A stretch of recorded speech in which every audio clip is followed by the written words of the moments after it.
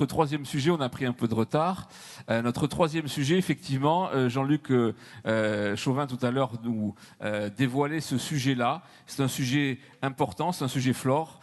Il y a des conflits sociaux aujourd'hui qui tournent mal. Il y a des méthodes syndicales qui sont considérées, en tout cas répréhensibles, des voies de fait, des exactions. C'est notre thème hors la loi.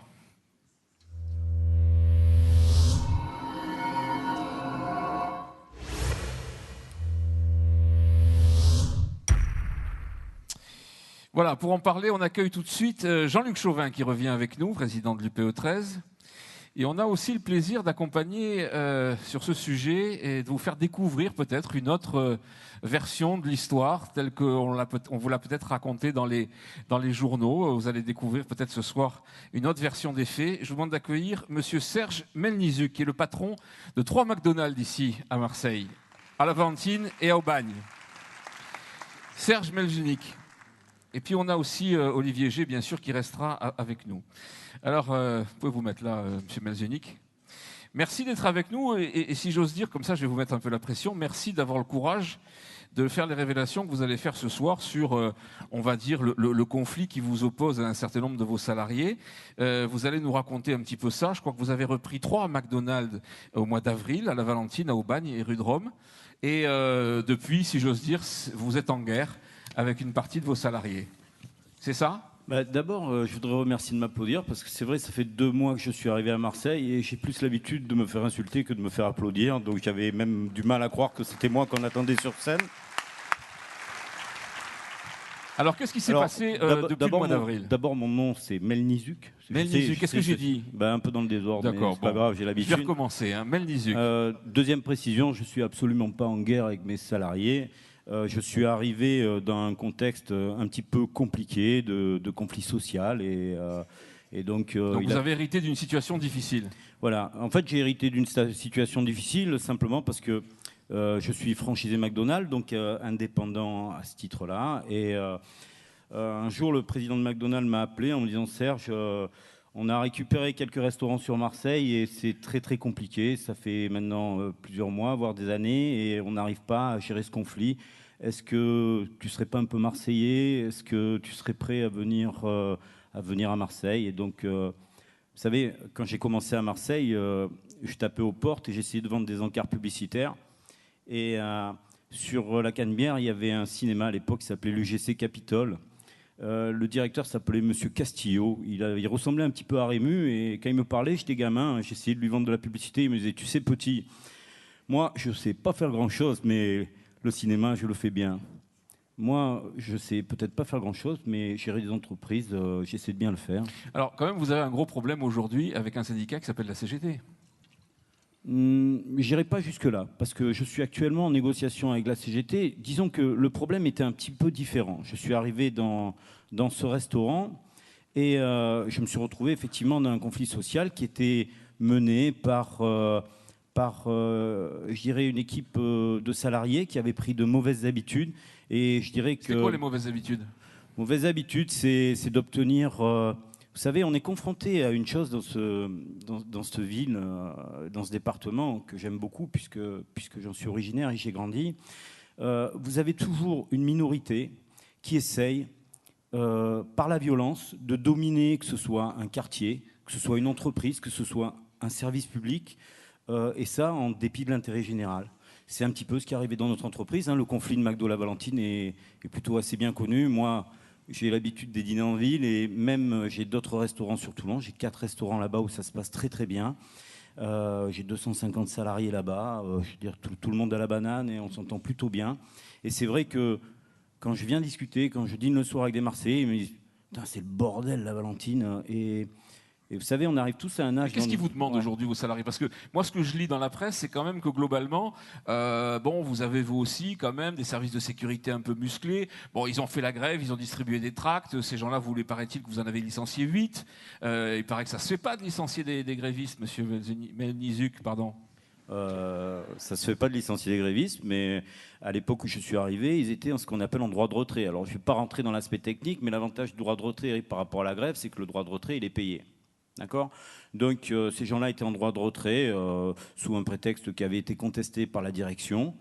Donc je leur ai dit tout simplement quand je suis arrivé, je leur ai dit écoutez, si la justice reconnaît le droit de retrait, je vous le paye. Si elle ne vous le reconnaît pas, vous allez perdre. Donc je ne paierai pas parce que moi, dans cette entreprise maintenant, seront payées uniquement les heures qui seront travaillées. Ce qui veut dire que ce n'était pas le cas auparavant. Il y avait des habitudes, on payait les jours de grève, on payait, c'est ça, on achetait la paix sociale, c'est ce que vous êtes en train de dire. Et vous, vous dites, j'achète pas la paix sociale, j'achète que le travail, c'est ça?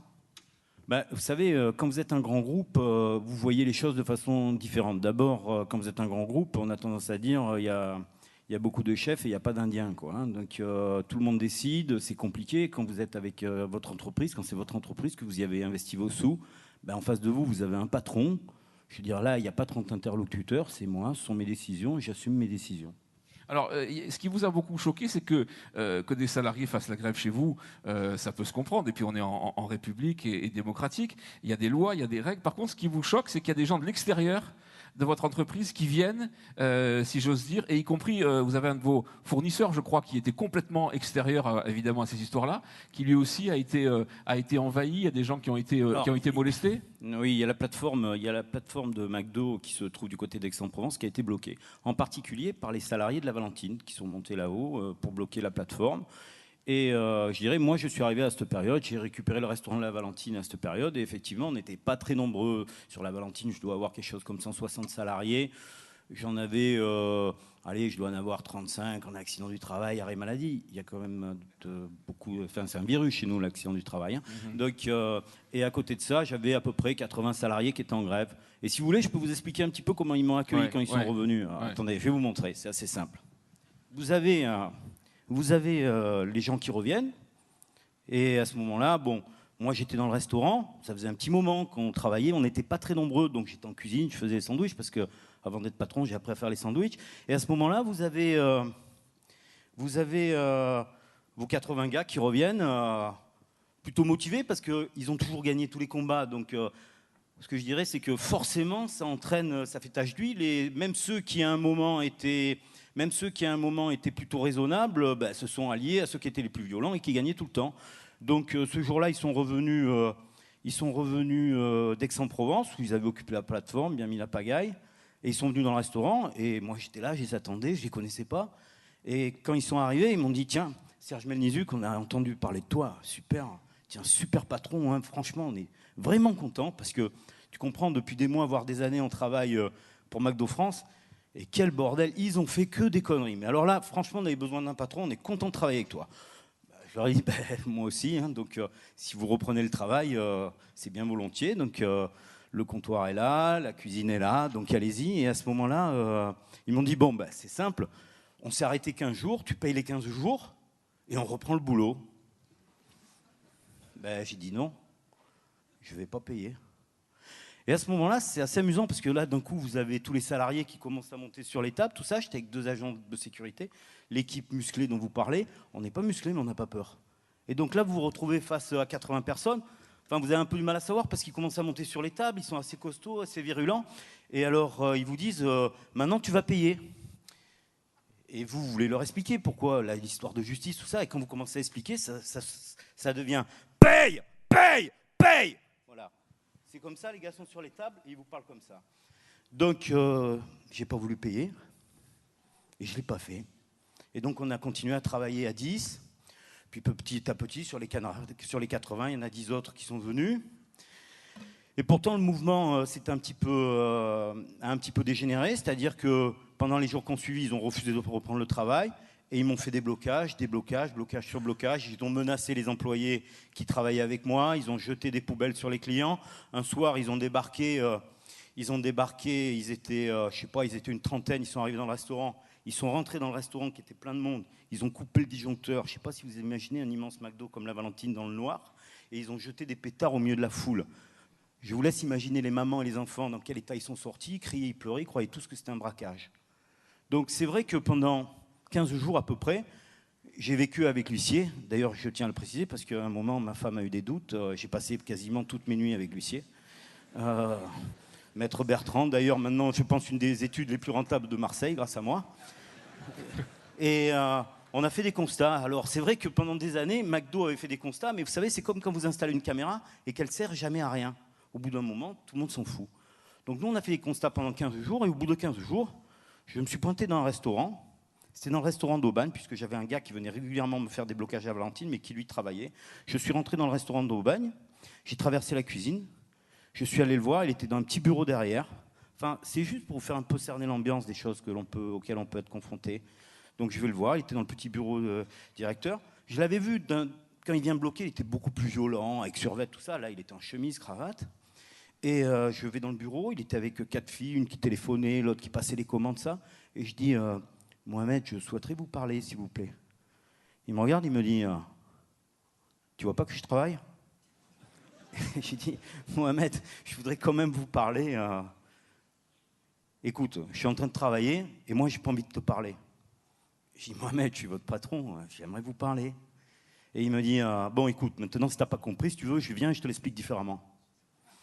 Donc, je sors de la cuisine, je reviens, et je dis, je vous présente Maître Bernard, huissier de justice, les filles, vous sortez, toi, Mohamed, tu restes là. Et je dis, Mohamed, j'ai un courrier à vous remettre. Et alors, il est venu, il me dit, je ne signerai rien. Je dis, si vous voulez, je vous le lis. Donc, vous êtes convoqué pour un licenciement pour faute lourde avec mise à pied conservatoire. Alors il me dit, c'est quoi la mise à pied conservatoire? J'ai dit, ça veut dire, Mohamed, que maintenant, tu sors de l'entreprise ou tu restes. De toute façon, c'est plus mon problème, parce qu'à partir de cette seconde, moi, je ne te paye plus. J'ai dit, c'est clair maintenant? Voilà, ça a commencé comme ça. 5 secondes après, je vois arriver le délégué syndical, Montrater. Bonjour Alexandre, bonjour Serge. Je m'en vais, je vais à la Valentine. Je donne 2 autres courriers. Un quart d'heure après, je me vois arriver tout le barouf. Ils arrivent à 15. Qu'est-ce qui se passe? J'ai délivré comme ça 7 ou 8 courriers. Et donc, il y a un autre truc qui est marrant, c'est que quand vous donnez des courriers, finalement, c'est pas très compliqué. Parce que où ça devient plus compliqué, c'est quand vous donnez un courrier, forcément, c'est un rendez-vous que vous donnez aux salariés pour le recevoir. Et donc, vous êtes employeur, vous êtes obligé d'y être. Donc, vous allez, vous retrouvez dans la salle, dans le bureau, vous attendez. Et là, c'est pas l'employé qui arrive, ils arrivent à 50. Avec des gars de Fralib, tout ça. Donc ils arrivent et là, ils essayent de rentrer dans le bureau et de vous attraper. Parce que ça fait partie du jeu. S'ils vous attrapent, après l'autre arrive en disant « je suis venu, mais le patron était occupé ». Donc vous êtes obligé de rester à l'intérieur. Et à la porte, ça force. On est obligé d'appeler les flics parce que ça tourne à la bagarre. Je crois que la dernière fois qu'ils ont attrapé un patron, ils l'ont scotché sur le bureau. Ils l'ont pris à 12, ils l'ont mis sur la route, au milieu des bagnoles. Et ils ont dit « maintenant, toi, t'es dehors et nous, l'entreprise, elle est à nous ». Donc c'est pas facile de passer à travers tout ça. Mais j'ai tenu, donc et voilà, aujourd'hui, l'UDCGT s'en est occupé. Serge Belzunic, Melnizuc, on va se souvenir de son nom. Quoi. Donc, non, je veux simplement terminer en disant que j'ai eu affaire donc à ces gens qui étaient assez violents, et donc à un moment, l'UDCGT est intervenu, et je leur ai expliqué que je n'avais rien contre la CGT. J'ai rien contre FO, j'ai rien contre la CFDT, je n'ai rien contre les non-syndiqués. Simplement, ce que je ne tolère pas et ce que je ne tolérerai pas dans mon entreprise, ce sont des méthodes de voyous. Voilà, c'est tout. Merci. Alors, est-ce que oui ou non, ces méthodes se généralisent? Est-ce que le recours à la violence, est-ce que ça devient une pratique courante de la part de certains syndicats? Est-ce que les entreprises sont les seules à être touchées par ça? Peut-être pas. Je vous propose maintenant d'écouter un témoignage. On est allé interviewer, il est dans la salle, on est allé l'interviewer. Il s'agit de M. Alain Combat, qui est le secrétaire adjoint général de FO. Vous allez voir, il va vous parler de ce genre aussi de méthode. Alain Combat.